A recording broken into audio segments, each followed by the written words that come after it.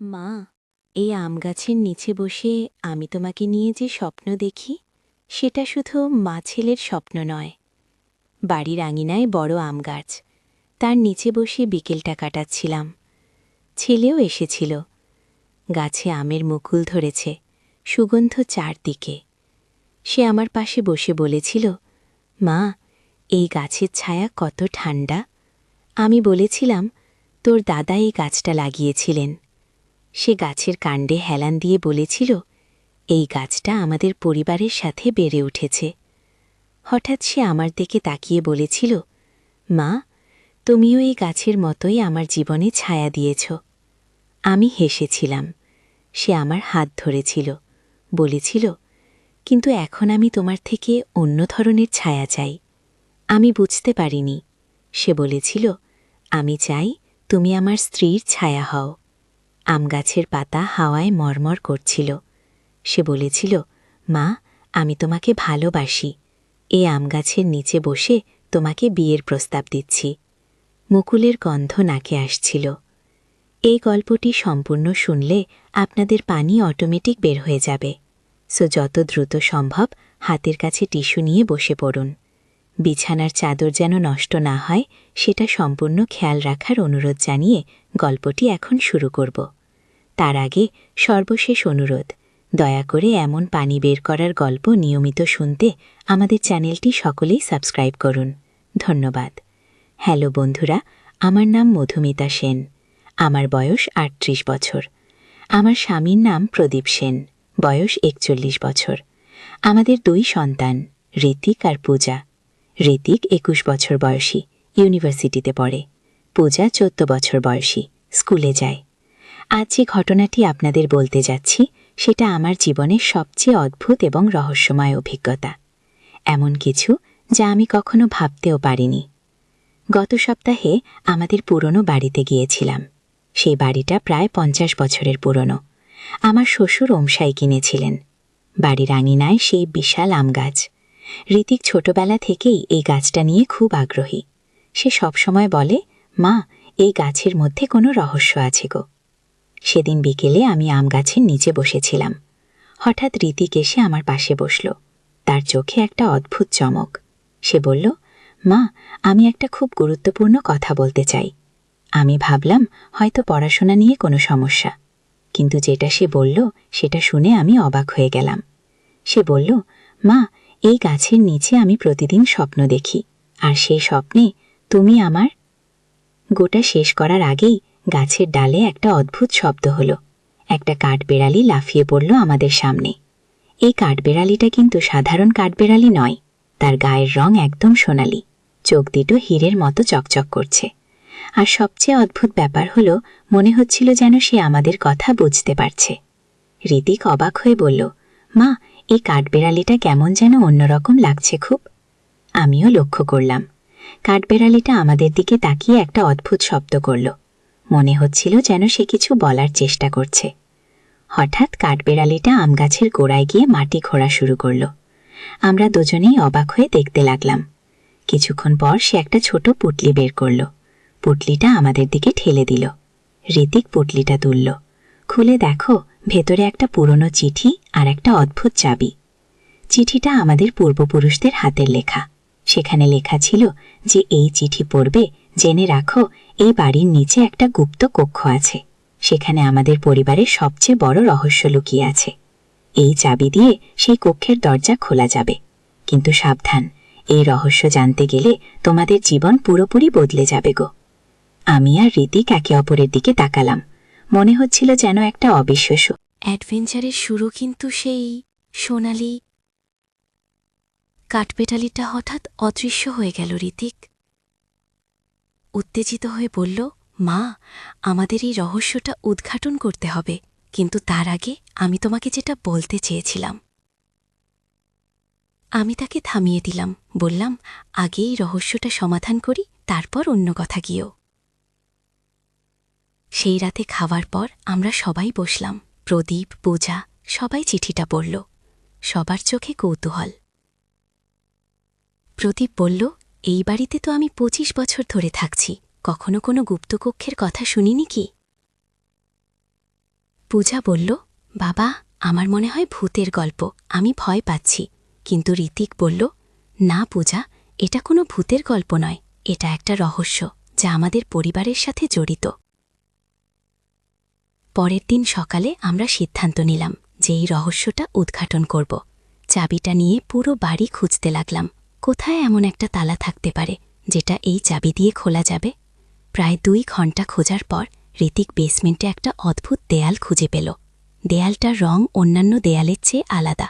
সেখানে একটা ছোট ছিদ্র ছিল, যেটা চাবির আকারের। আমরা সবাই একসাথে চাবিটা দিয়ে চেষ্টা করলাম।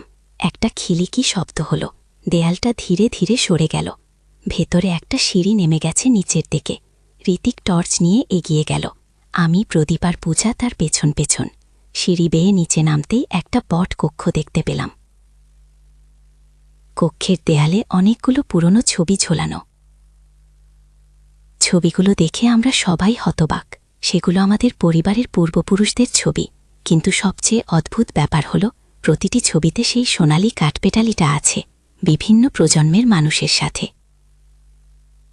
কক্ষের মাঝখানে একটা টেবিল, টেবিলের উপরে একটা পুরনো ডায়েরি।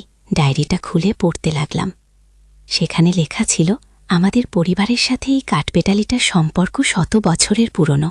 এটা কোনো সাধারণ প্রাণী নয়, এটা একটা অভিভাবক। আমাদের পরিবারের প্রতিটি প্রজন্মকে সে পথ দেখায়, বিপদে সাহায্য করে। কি আরও পড়তে লাগলাম, জানতে পারলাম যে আমাদের পূর্বপুরুষরা একটি গুপ্তধনের মালিক ছিলেন। কিন্তু সেই ধন তারা মানুষের কল্যাণে ব্যবহার করতেন। দুর্ভিক্ষের সময়, বন্যার সময় মানুষকে সাহায্য করতেন।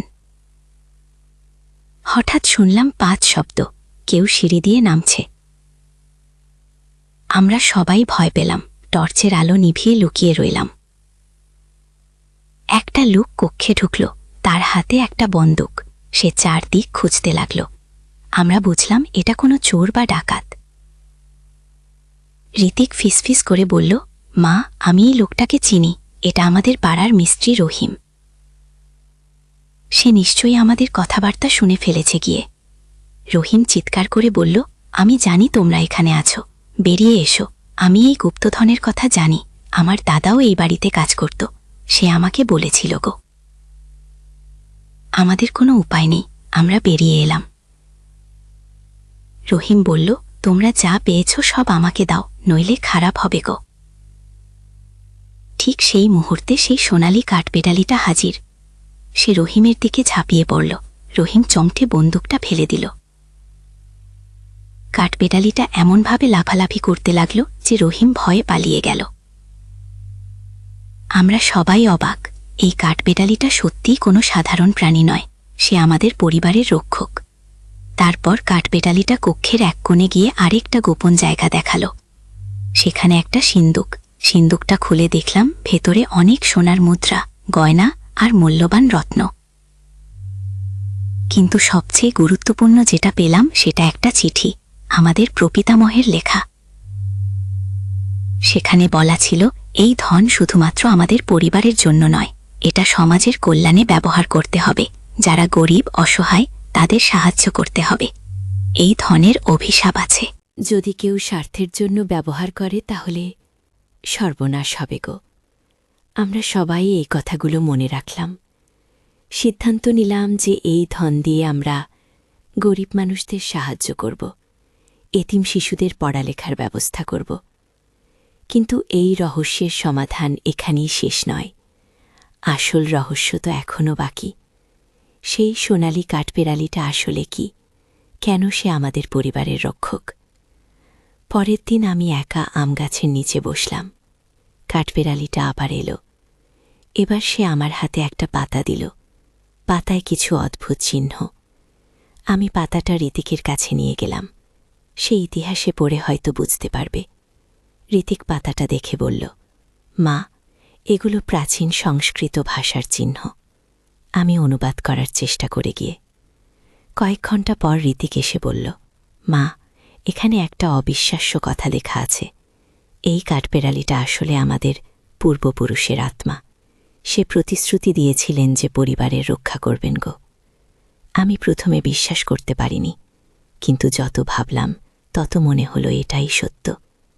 কাঠবেড়ালিটার আচরণ, তার বুদ্ধিমত্তা, সব কিছুই অস্বাভাবিক। সেই রাতে স্বপ্ন দেখলাম, একজন বৃদ্ধ মানুষ এসে বললেন, আমি তোমাদের প্রপিতামহ। আমি প্রতিশ্রুতি দিয়েছিলাম যে আমার পরিবারকে সব বিপদ থেকে রক্ষা করব, তাই এই রূপে ফিরে এসেছি গো। পরের দিন সকালে উঠে সবাইকে স্বপ্নের কথা বললাম। সবাই অবাক কিন্তু বিশ্বাস করল। এদিকে ঋতিক আমাকে আবার সেই আম গাছের নিচে ডাকল, বলল, মা, আমার যেটা বলার ছিল। আমি বললাম, বল, কি বলবি? ঋতিক বলল, আমি একটা মেয়েকে ভালোবাসি, তার নাম তন্বী। আমি তাকে বিয়ে করতে চাই, কিন্তু তোমার থেকে আগে আশীর্বাদ চাই। বললাম, আরে পাগল, এজন্যেই এত রহস্য নিয়ে আয়, তাকে দেখি দেখি কেমন মেগে। ঋতিক খুশি হয়ে বলল, মা, তন্বী আসলে আমাদের পাড়ারই মেয়ে, তুমি তাকে চেনো, রহিম মিস্ত্রির মেয়েকে। আমি অবাক, রহিম মিস্ত্রির মেয়ে, যে আমাদের ডাকাতি করতে এসেছিল? ঋতিক বলল, হ্যাঁ মা, কিন্তু তন্বী তার বাবার মতো না, সে খুব ভালো মেয়ে, কলেজে পড়ে, এতিম বাচ্চাদের পড়ায়। ওদিকে সেই সোনালি কাঠবেড়ালিটা আবার এলো। এবার সে আমার হাতে একটা ফুল দিল, একটা সাদা গোলাপ। আমি বুঝলাম এটা শুভ চিহ্ন। আমাদের পূর্বপুরুষ ঋতিকের পছন্দের সম্মতি দিয়েছেন। পরের সপ্তাহে তন্বীকে বাড়িতে নিয়ে এলো ঋতিক। সত্যিই খুব ভালো মেয়ে, সুন্দর, ভদ্র, শিক্ষিত। তার সাথে কথা বলে জানলাম যে সে তার বাবার কাজে খুশি না, সে চায় ভালো কাজ করতে। আমরা তন্বীকে আমাদের পরিবারের রহস্যের কথা বললাম। সে প্রথমে বিশ্বাস করেনি, কিন্তু যখন সেই কাঠবেড়ালিটা সামনে এলো, তখন সে বুঝে। তন্বী বলল, আন্টি, আমি এই পরিবারের অংশ হতে পেরে গর্বিত। আমি চাই আমরা সবাই মিলে গরিব মানুষদের সেবা করে গিয়ে। আমরা ঠিক করলাম যে আমাদের পাওয়া ধন দিয়ে একটা স্কুল করব, এতিম বাচ্চাদের বিনামূল্যে পড়ালেখার ব্যবস্থা করব। রহিম মিস্ত্রি প্রথমে আমাদের বিরোধিতা করল, কিন্তু যখন দেখল আমরা সত্যিই গরিব মানুষদের সাহায্য করছি, তখন সে অনুতপ্ত হলো, এসে ক্ষমা চাইল। আমরা তাকে ক্ষমা করলাম এবং তাকেও আমাদের কাজে যোগ দিতে বললাম। এখন আমাদের স্কুল চালু হয়েছে, 50টা এতিম বাচ্চা পড়ছে। ঋতিক আর তন্বীর বিয়েও ঠিক হয়ে গেছে। সেই সোনালি কাঠবেড়ালিটা এখনও আমাদের সাথে আছে, মাঝে মাঝে দেখা দেয়। যখনই কোনো সমস্যা হয় সে এসে সাহায্য করে। গত মাসে একটা আশ্চর্য ঘটনা হলো। স্কুলে একটা বাচ্চা অসুস্থ হয়ে পড়েছিল। ডাক্তার বলেছিলেন বাঁচার সম্ভাবনা কম। সেই রাতে কাঠবেড়ালিটা বাচ্চার কপালে হাত দিল। পরের দিন বাচ্চা সুস্থ হয়ে গেল। আমরা বুঝলাম এই কাঠবেড়ালিটার মধ্যে অলৌকিক শক্তি আছে। সে শুধু আমাদের পরিবারেরই নয়, সকল মানুষের রক্ষক। কিন্তু আরও একটা রহস্য ছিল। সেই গুপ্তকক্ষে আরও একটা দরজা আছে, যেটা আমরা এখনও খুলিনি। সেই দরজার সামনে লেখা আছে, শুধুমাত্র সম্পূর্ণ নিঃস্বার্থ মানুষই এই দরজা খুলতে পারবে গো। আমরা ভাবলাম হয়তো আমরা এখনও সেই যোগ্যতা অর্জন করিনি। 1 বছর পর আমাদের স্কুলে 100 বাচ্চা। আমরা একটা হাসপাতালও করেছি গরিব মানুষদের জন্য, বিনামূল্যে চিকিৎসা দিচ্ছি। ঋতিক আর তন্বীর বিয়ে হয়ে গেছে, তারা দুজনেই পূর্ণ সময় এই কাজে নিয়োজিত। একদিন এক বৃদ্ধ ভিখারি এলো আমাদের কাছে। তার গায়ে নোংরা কাপড়, অসুস্থ। আমরা তাকে খাওয়ালাম, চিকিৎসা করালাম, কিছুদিন আমাদের বাড়িতেই রেখেছিলাম। সুস্থ হওয়ার পর ভিখারি বলল, তোমরা আমার প্রতি যে দয়া দেখিয়েছ, সেজন্য আমি কিছু দিতে চাই। কি তার হাত থেকে একটা সোনার আংটি বের করল। বলল, এটা খুব পুরনো, আমার পূর্বপুরুষের উপর। আমরা বললাম, দাদাজি, আমরা কোনো পারিশ্রমিক চাই না, আপনার সুস্থতাই আমাদের পুরস্কার গো। কিন্তু ভিখারি জোর করে আংটিটা রেখে গেল, বলল, একদিনের প্রয়োজন হবে গো। সেই রাতে আমাদের সবার স্বপ্ন দেখলাম সেই বৃদ্ধ ভিখারি আসলে একজন দেবতা। তিনি আমাদের পরীক্ষা করতে এসেছিলেন, আমরা উত্তীর্ণ হয়েছি। পরের দিন সেই গুপ্ত দরজার সামনে গেলাম। আংটিটা দরজার উপরে একটা খাঁজে ঠিক মানানসি। আংটি লাগানো মাত্র দরজা খুলে গেল।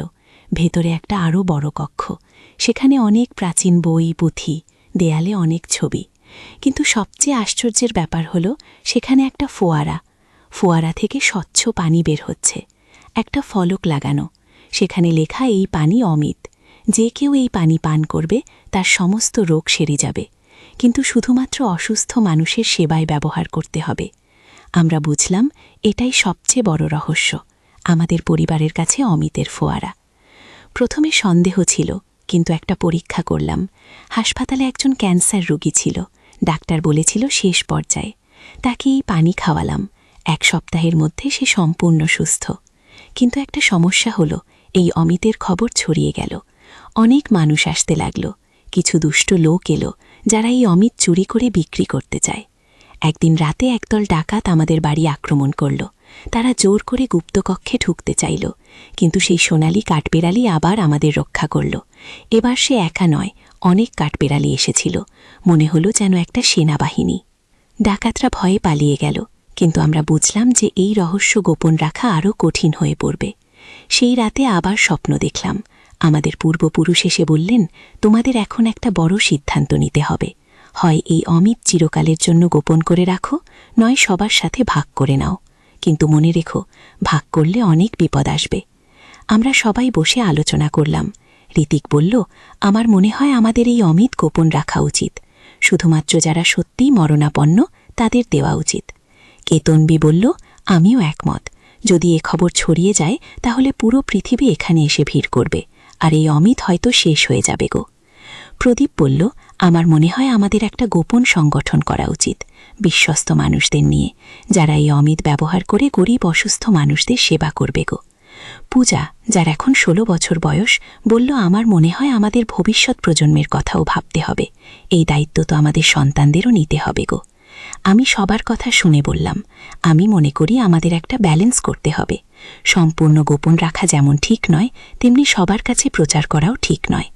আমরা সিদ্ধান্ত নিলাম যে আমরা একটা ছোট দল করব, 10 জন বিশ্বস্ত মানুষ।